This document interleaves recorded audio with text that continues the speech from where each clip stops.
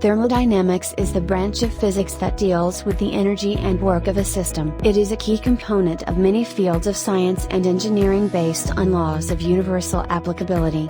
Developed in the 19th century as a result of the need to describe the basic operating principles of the newly invented steam engine, it provides a basis for relating the work produced to the heat supplied. Thus the name itself denotes power generated from heat. However, the most important applications of those laws differ from one branch of science or engineering to another. Thus, there is value in presenting thermodynamics in the perspective of a chemical engineer, focusing on the application of thermodynamic principles to materials and processes most likely to be encountered by chemical engineers. Every field of science or engineering involves taking measurements, understanding them, and communicating them to others.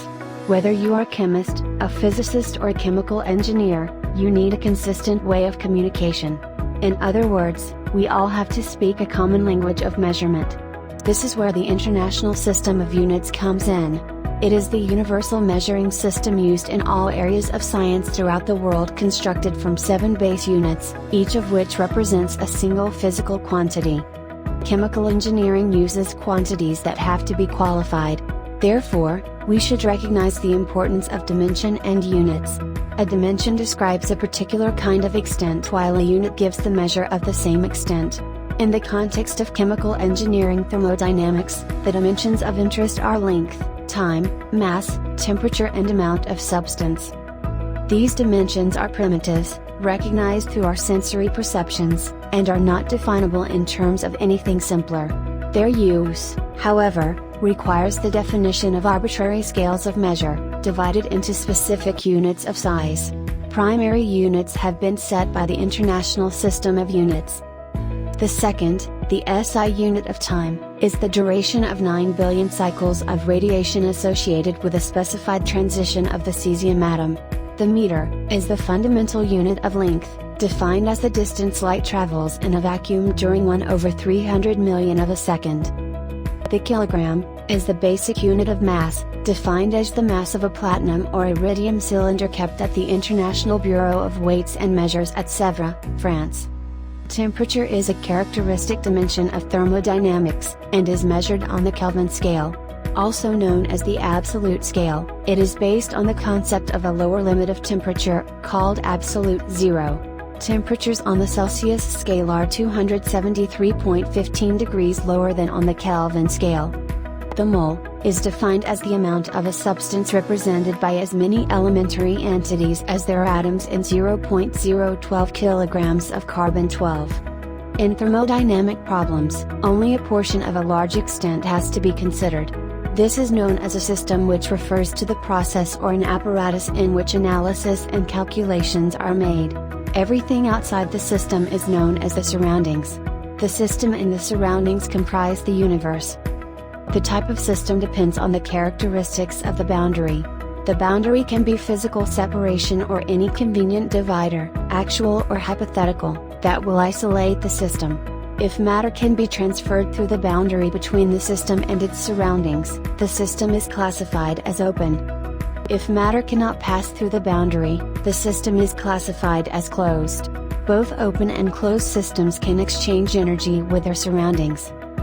Meanwhile, an isolated system is a closed system that has neither mechanical nor thermal contact with its surroundings. A control volume is also any designated region of a continuum, except that it may permit matter to cross its boundaries. If the boundaries of a control volume are such that matter may not enter or leave the control volume is identical to a system. Now, consider a given mass of water. Recognize that this water can exist in various forms. If it is a liquid initially, it may become a vapor when it is heated, or a solid when it is cooled. Thus, we speak of the different phases of a substance. A phase is defined as a quantity of matter that is homogeneous throughout. When more than one phase is present, the phases are separated from each other by the phase boundaries. In each phase, the substance may exist at various pressures and temperatures, or, to use the thermodynamic term, in various states. The state may be identified or described by certain observable, macroscopic properties. Thermodynamic properties can be divided into two general classes, intensive and extensive. An intensive property is independent of the mass. Conversely, the value of an extensive property varies directly with the mass. Pressure, temperature, and density are examples of intensive properties. Mass and total volume are examples of extensive properties. Extensive properties per unit mass, such as specific volume, are intensive properties. The value of the property has significance for the entire system, and this implies equilibrium. Equilibrium means that there are no spatial differences in the variables that describe the condition of the system and that any changes which occur do so infinitesimally slowly. For example, if the gas that composes the system is in thermal equilibrium, the temperature will be the same throughout the entire system, and we may speak of the temperature as a property of the system. When a system is in equilibrium regarding all possible changes of state, we say that the system is in thermodynamic equilibrium. The temperature is a property that indicates whether two objects would be in thermal equilibrium if they were in contact. Thermal equilibrium is established if no change of state occurs when two objects A to B are in contact through a dithermic boundary.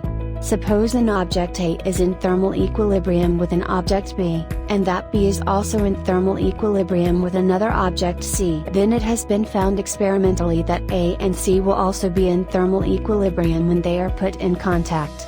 This observation is summarized by the zeroth law of thermodynamics. If A is in thermal equilibrium with B, and B is in thermal equilibrium with C, then C is also in thermal equilibrium with A. The zeroth law justifies the concept of temperature and the use of a thermometer, a device for measuring the temperature. Since we are considering thermodynamic properties from a macroscopic perspective, we are dealing with quantities that can, either directly or indirectly, be measured and counted. Therefore, the matter of units becomes an important consideration. Force, mass, length, and time are related by Newton's second law of motion, which states that the force acting on a body is proportional to the product of the mass and the acceleration in the direction of the force. The term weight is often used with respect to a body and is sometimes confused with mass. Weight is really correctly used only as a force. When we say that a body weighs so much, we mean that this is the force with which it is attracted to the Earth, or some other body, that is, the product of its mass and the local gravitational acceleration. The mass of a substance remains constant with elevation, but its weight varies with elevation. The specific volume of a substance is defined as the volume per unit mass and is given the symbol V. The specific volume of a system in a gravitational field may vary from point to point. For example, if the atmosphere is considered a system, the specific volume increases as the elevation increases. Therefore, the definition of specific volume involves the specific volume of a substance at a point in a system. The density of a substance is defined as the mass per unit volume, and it is therefore the reciprocal of the specific volume. Specific volume and density are intensive properties.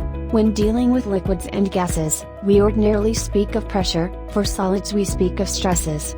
The pressure in a fluid at rest at a given point is the same in all directions, and we define pressure as the normal component of force per unit area. In most thermodynamic investigations, we are concerned with absolute pressure. Absolute pressure is the total pressure referenced against a so-called perfect vacuum, and such is equal to the sum of the gauge and atmospheric pressure. By contrast, gauge pressure is referenced against ambient pressure, so it is equal to absolute pressure minus atmospheric pressure. On the other hand, if the atmospheric pressure is greater than the total or absolute pressure, a negative gauge pressure is indicated, also known as the vacuum pressure. Absolute, gauge, and vacuum pressures are all positive quantities and are related to each other. The fundamental physical property in thermodynamics is work. Work is done to achieve motion against an opposing force. A simple example is the process of raising a weight against the pull of gravity. By definition, the quantity of work is given by the equation, which states that the work required to move an object is equal to the distance dl against an opposing force of magnitude f. The negative sign tells us that, when the system moves an object against an opposing force of magnitude f, and there are no other changes, then the internal energy of the system doing the work will decrease. The energy of a system is its capacity to do work. When the system does work, the energy of the system is reduced and it can do less work than before. Experiments have shown that the energy of a system may be changed by means other than work itself. When the energy of a system changes as a result of a temperature difference between the system and its surroundings, we say that energy has been transferred as heat. In thermodynamics, the total energy of a system is called its internal energy. It is the total kinetic and potential energy of the molecules in the system. However, it does not include energy that it may possess as a result of its gross position or movement as a whole. Rather, it refers to energy of the molecules comprising the substance. Internal energy is an example of a state function in the sense that its value depends only on the current state of the system and is independent of how that state has been prepared. In other words, internal energy is a function of the properties that determine the current state of the system. State refers to temperature, pressure, and the amount and type of substance present. The formation of sodium chloride can be done through two ways. The first path takes on single step, whereas the second path takes 5 steps to form sodium chloride. This is a perfect example of a state function. No matter which path, it results the same enthalpy of formation of -411 kJ per mole. Changing any one of the state variables, such as the pressure, results in a change in internal energy. Conversely, functions that depend on the path from the two values are called path functions. The two most common path functions are heat and work. For path functions, the path from an initial state to the final state is crucial. In the PV diagram, we can easily see that for the same initial and final states of the system, work done in all the three processes is different. Now we're finally equipped with the knowledge of the basic concepts and definitions from physics and chemistry that we will need in the future as we learn more about chemical engineering thermodynamics. That's it for now. Have a nice day and stay safe.